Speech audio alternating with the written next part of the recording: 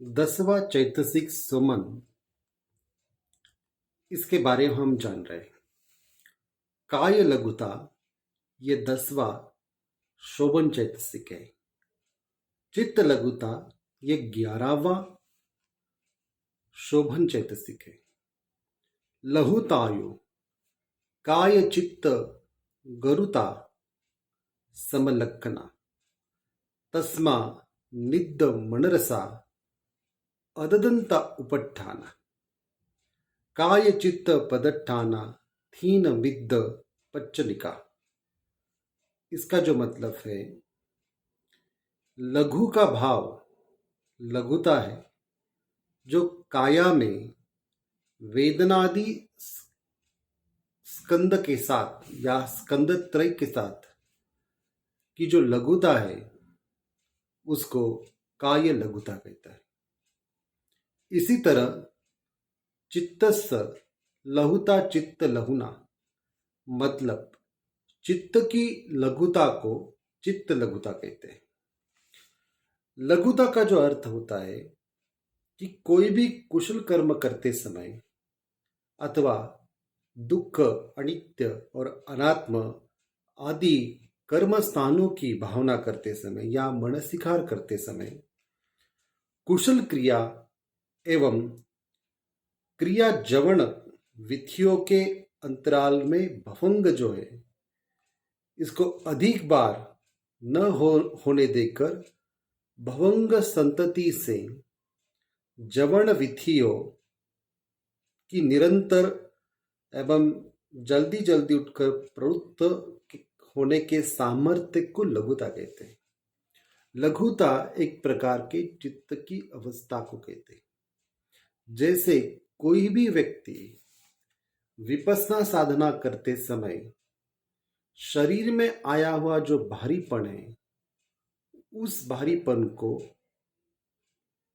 जितने जितने सजगता से अपने खुद के शरीर और मन की प्रक्रिया को देखता है या सजगता से सावधान होता है, जागरूक होता है, तभी धीरे धीरे शरीर का जो भारीपन है जो हल्का होने लगता है और एक प्रकार की तरलता जो है उसमें धारण होती है। उस तरलता की अवस्था को लघुता कहते हैं।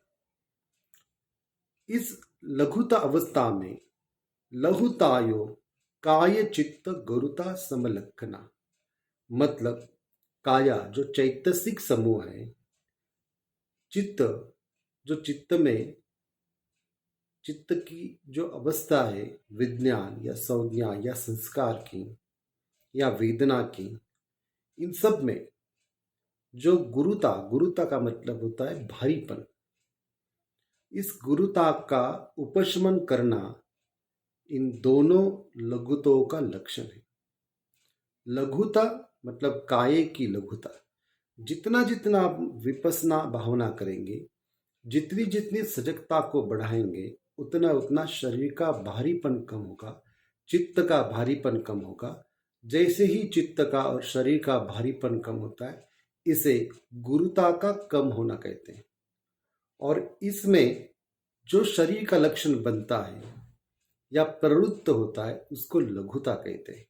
मतलब काय की लघुता और चित्त की लघुता, इस प्रकार ये दो लघुता चैतसिक अवस्था होती है और ये शोभन मतलब कुशल चैतसिक अवस्था होती है। तस् निद्द मनरसा, मतलब उस गुरुता का दमन करना ही इसका कृत्य है।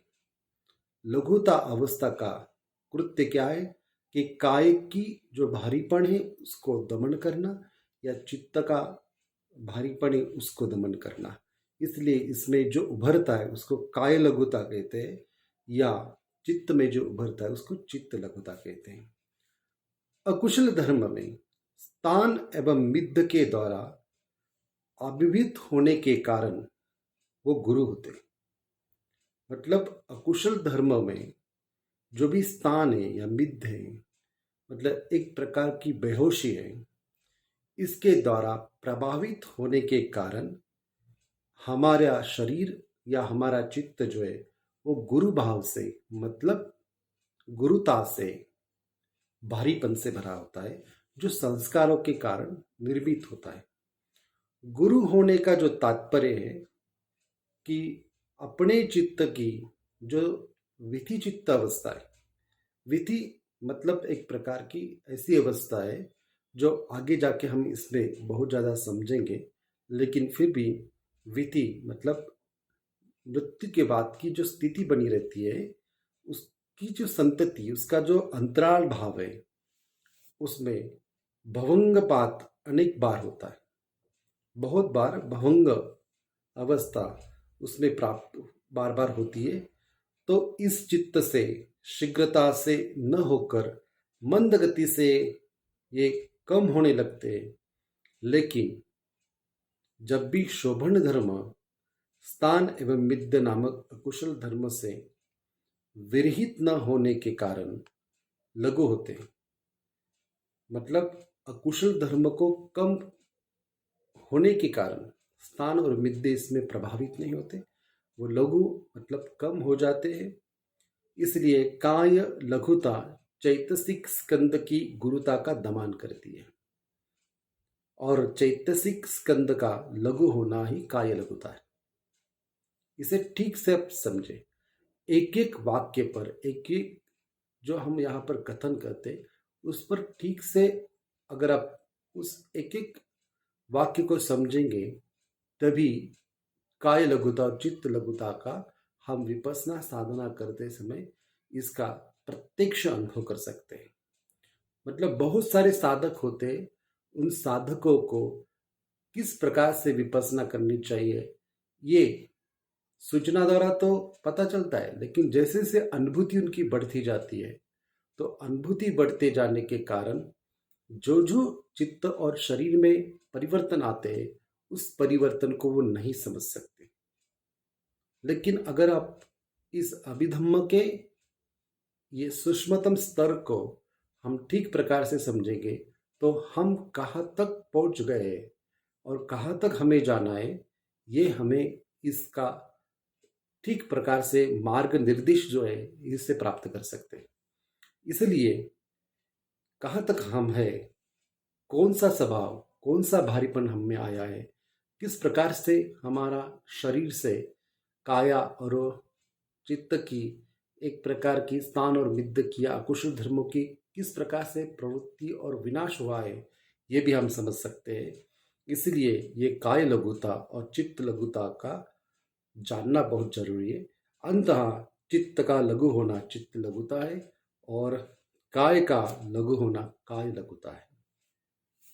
साथ ही हम ये भी जानेंगे इसका जो प्रतिपस्थान है, मतलब ये किस प्रकार से कार्य प्रवृत्त होता है और कहाँ पर होता है और कैसे होता है, और आगे का इसका पहुंचने का ठिकान कौन सा है, ये भी हम जानेंगे। अंधता, अदधनता, उपट्ठाना। अदधनता का मतलब होता है अगुरुता, मतलब हल्कापन, यही इसका प्रतिपस्थान है। शरीर का हल्कापन आना, शरीर का एक प्रकार से तरलता आना या लयबद्धता उसमें निर्मित होना, यही उसका प्रतिपस्थान है। अर्थात ये धर्म गुरुता के विरोधी है, भारीपन के विरोधी है। ऐसा विपश्यना साधना जो भी करते उनको अति सूक्ष्मतम स्तर से ये जानने वाला या उनके ज्ञान में अवभाषित होने वाली प्रक्रिया है। काय चित्त पदट्ठाना मतलब चैतसिक समूह को काय चित्त पदट्ठाना कहते हैं, एवं चित्त यही उनका आसन्न कारण होता है, इनके कारण ही ये निर्मित होते हैं। थीन मिद्द पच्चनिका मतलब ये लघुताएं स्थान एवं मिद्द प्रधान अकुशल धर्मों का प्रतिपक्ष है। जिन पुद्गलों में ये लघुताएं दुर्बल होती है, उनका चित्त पाषाण में, जैसे एकाध पौधा निर्मित होता है तो उसमें फूल आने में जितनी कठिनाई होती है, उसी प्रकार की कठिनाई कुशल धर्मों का विकास करने में यहाँ पर हो जाती है कि जिनके काया और चित्त में लघुता की दुर्बलता होती है। साथ ही जिनकी लघुता बलवती होती है, जैसे पानी मिलने पर कोई भी पौधा जल्दी से बड़ा होता है, उस फूल देता है, उसी प्रकार कोई भी कुशल कर्म अगर आपकी काय की लघुता या चित्त की लघुता बलवती है, प्रभावशाली है, तो कुशल कर्मों को वो विकसित करती है, संकुचित नहीं करती। इसलिए इस चैतसिक को जानना काफी महत्वपूर्ण है। इस लघुता के बल से रूपकाय भी लघु होता है। जब कुशल धर्म बलवान होते हैं, तो रूपकाय शरीर भी लघु होता है और कहीं उद्वेगा पीति मतलब ऊर्ध्ववेगा पीति प्रीति भी उसमें हम समझ सकते हैं। जब जो भी कोई विपश्यना साधना करने वाला है, अगर वो साधना करता है या 10 दिन की शिविरों में जाता है, तब विपश्यना शिविर में जाते समय वो बहुत ही भारीपन से भरा होता है। और जैसे वहाँ पर जो भी सूचना मिलती है, इंस्ट्रक्शन मिलता है, उसके अनुसार अगर वो ध्यान करता है, विपश्यना भावना करता है, तो 8वें 9वें या 10वें दिन उसका शरीर जो है, जैसे कि उसमें एक प्रकार की, यहाँ पर जैसे ऊर्ध्व वेगा पीति मतलब एक प्रकार का वायु जो है शरीर से ऊपर लेते समय उनको अनुभूत होता है। मतलब वायु की केवल अनुभूति होती है, चलते समय इतना हल्का पड़ा आता है। तो वायु की जो अनुभूति होती है, जैसे शरीर हवा में उड़ रहा है, वो उड़ने की जो अनुभूति होती है, वो अनुभूति ही शरीर का भारीपन जितना कम होता है उसी से निर्मित होती है।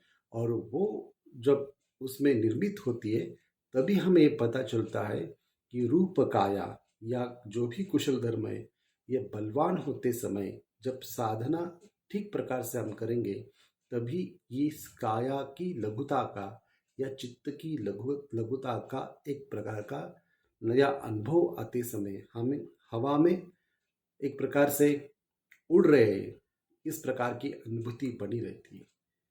तो इसे उद्वेगा पीति कहते हैं। मतलब ऊर्ध्व वेगा, वेगा का मतलब होता है ऊर्ध्व मतलब ऊपर उठना, और ऊपर उठते समय एक प्रकार की प्रीति आनंद की अनुभूति करना। यह बहुत सारे साधकों को होता है। जब वो साधना में सम्मिलित होते हैं, तभी ये उनको अनुभूति होती है। लेकिन अभिधम्मत्व संगो इस ग्रंथ में या अभिधम्म पीठक का अभ्यास करते समय हमें उसके बारे में बहुत ही सूक्ष्मतम स्तर से यहाँ पर मार्ग निर्देश मिलते हैं या मार्गदर्शन मिलता है। अगर ठीक इस प्रकार को हम समझेंगे या इस परिपत्ति को समझेंगे, तो पटिवेदन या पटिवेदन से जानने की जो प्रक्रिया, मतलब परियत्ति, पटिपत्ति और पटिवेदन की जो प्रक्रिया है, वो ठीक प्रकार से हो सकती है। इसलिए इस अत्यंत महत्वपूर्ण चैतसिक को जानना जरूरी है। ये शोभित चैतसिक है और काय लघुता और चित्त लघुता इसके बारे में वो प्रकाश डालते हैं। धन्यवाद।